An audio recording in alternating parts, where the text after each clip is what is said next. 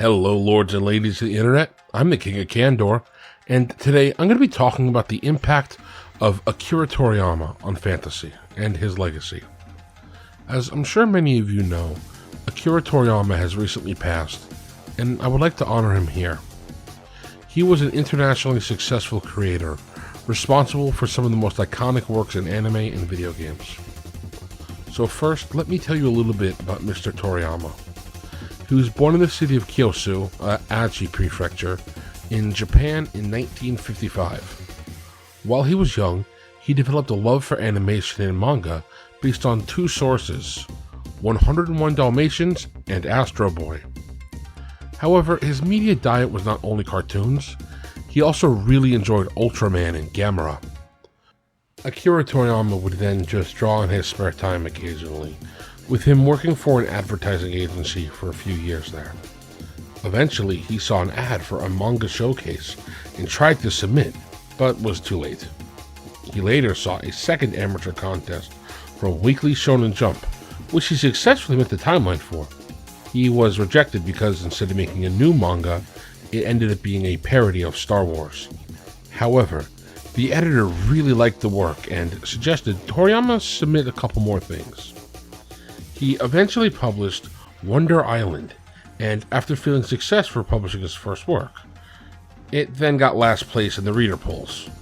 Determined to not go out on a dud, Toriyama published Wonder Island 2, which also flopped.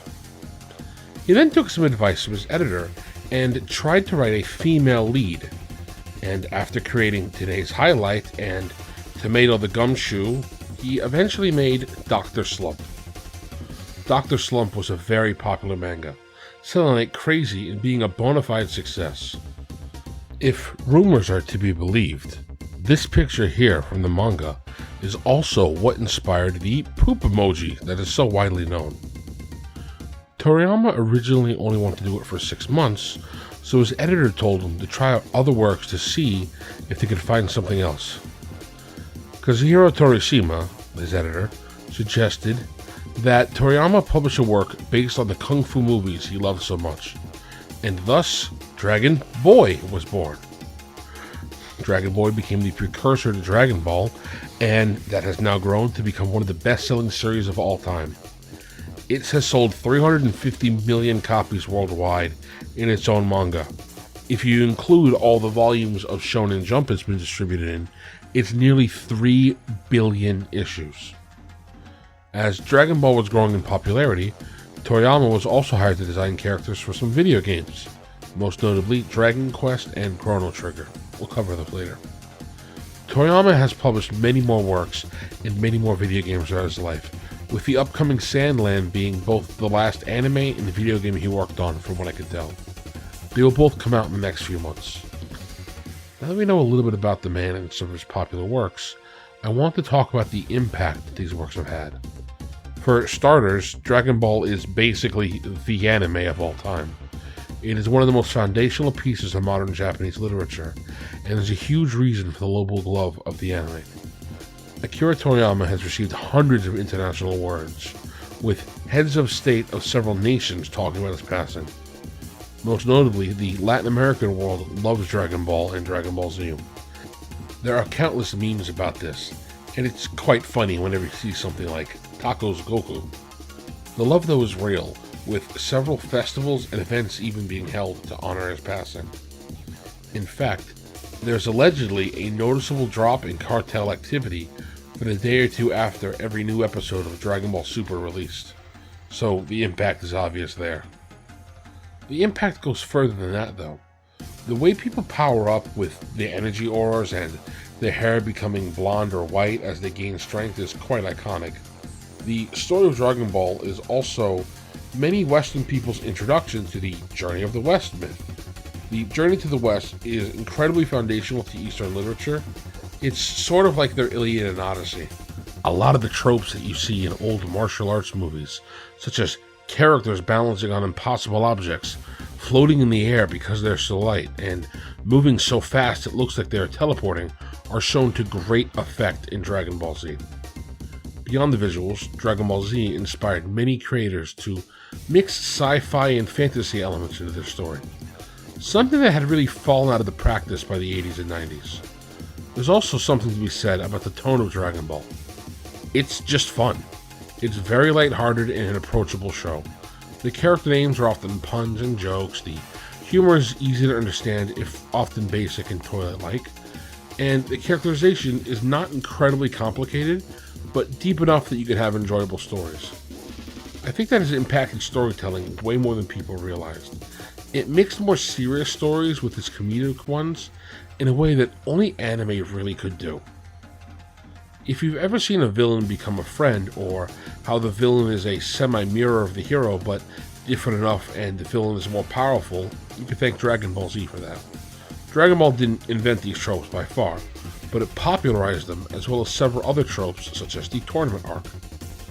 Every shonen hero now has some form of bright or orange color, or he's got a monotone character focused on training and fighting, a rival that wears blue, and or an eating disorder, as well as many other things.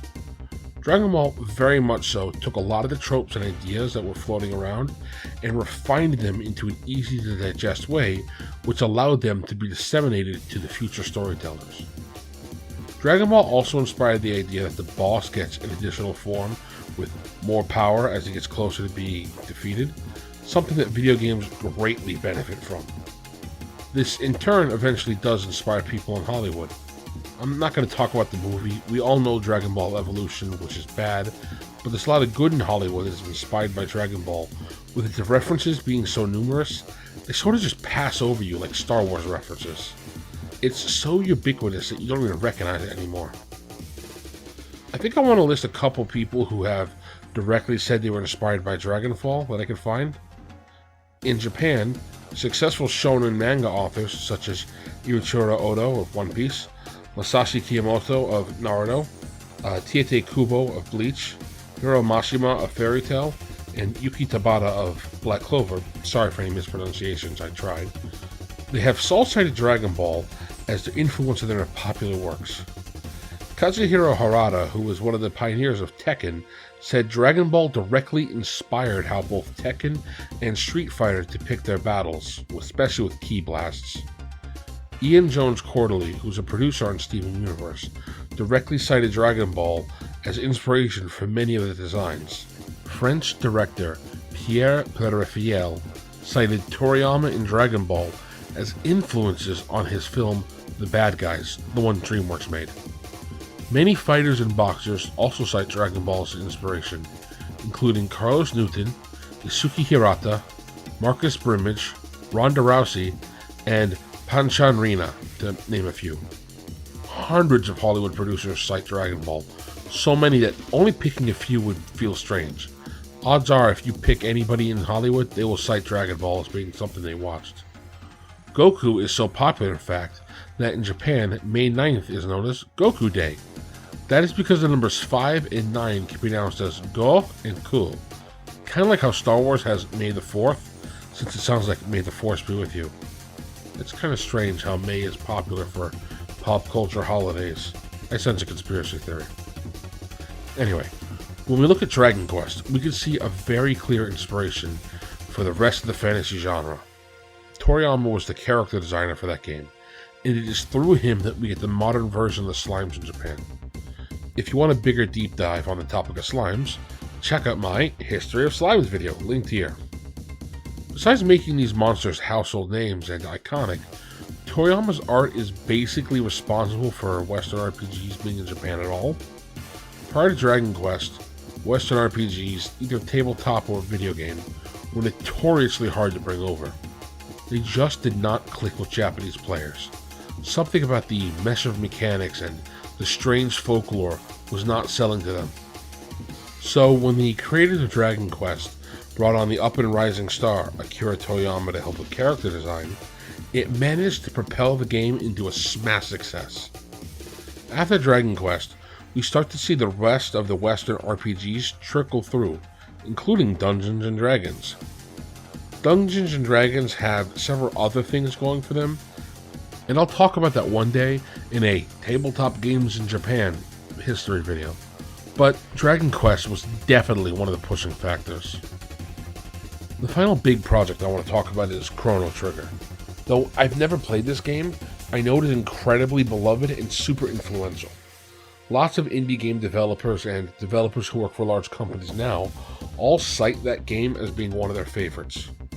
Toriyama once again worked his magic with character design, and that really helped bring the world of Chrono Trigger to life.